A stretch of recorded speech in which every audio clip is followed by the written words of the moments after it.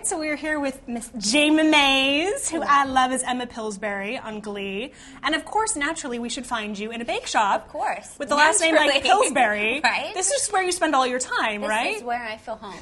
Yes. Yeah, I live here, actually. Tell us what you're actually doing here today. Yes, today I'm actually having a bake sale, a virtual bake sale. It's going to be online. You can go to Facebook and watch it on later this week. But I'm working with a wonderful organization called Cookies for Kids Cancer, which is now partnered up with GLAAD and Glad to Give. And we are trying to raise as much money as we possibly can for pediatric cancer research. I am competing against Peter Facinelli. He's very handsome. Peter Facinelli and Joan Don't get Cusack. distracted. Right. Yes, we are each having our own bake sale. We have our own teams. So we are competing to see who can raise the most money for Cookies for Kids Cancer. And we need people to join our team. So I need people to go on Facebook, go to Glad to Give, and go to Challenge and join Team Jayma.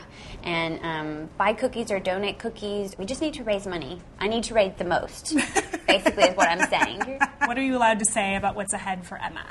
What is ahead for Emma?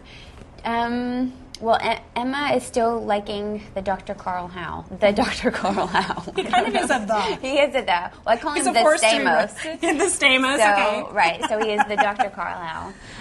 Yeah, I think Emma's enjoying that relationship. I think it's good for her. Right. She needs someone kind of wild and fancy-free in her life. And I think it's working. But she still likes Will. Wemma fans, don't be disheartened. This is probably more of a beef that I have with the producers, but I just think it needs to be addressed, and I'd love to hear your take on this. Okay. Will is kind of a dork this season. What has happened to him? He was so cool last year, and now he's a total dork. Is he a dork? And I feel like maybe you're a little too good for him. Oh, thank you. And how did that happen? I don't know, but I like this conversation. You have a sex god like Matthew Morrison, and now he's doing all these crazy things and wearing weird hats. But did you watch the Rocky Horror episode and the shirtless bit? That's not too dorky. That was pretty nice on the eyes. That's pretty good with just the tie on, and that's not so bad. But then you have John Stamos, who, as Ryan Murphy has called him, is sex on a stick. So that's pretty hard to compete with, right? Yeah, that's true. Sex on a stick. Maybe that's how I'll start referring to him at work. Well, hello, Mr. Sex on a Stick. I think he would good like to that. see you today. Yes, with a very cordial attitude about it. Yes. Yes. Well, I'm a professional. Right. So, do you feel like her one true love is Will, that they should end up together, or do you think that maybe Carl is a better match for her? That's a hard one. I think naturally, I think you feel, especially if you watch the first season, you feel like they're destined to be together. You do kind of feel like they are equally matched, and they both kind of have a very similar heart and similar passions, and that they're destined to be together again. But I don't know. I do feel like right now the doctor is good for Emma. I think it's a good thing. The timing's been a little off. Things weren't right before. I don't know. The writers are way better at imagining these things and what should happen and shouldn't happen than I am, so I can't speculate. Speaking of the Rocky Horror episode, I would love to know what it was like to shoot Touch Me, because that was perhaps one of the raciest. It's racy. It gets me a little hot and bothered just thinking about it. It was a lot. But you were so great in that, and I know the fans would love to see you sing more, so I'd love to know if you're going to be singing more. And also just tell us, what was it like shooting that scene? I mean, did you and Matthew crack up at any point? Because it was it was a bit much.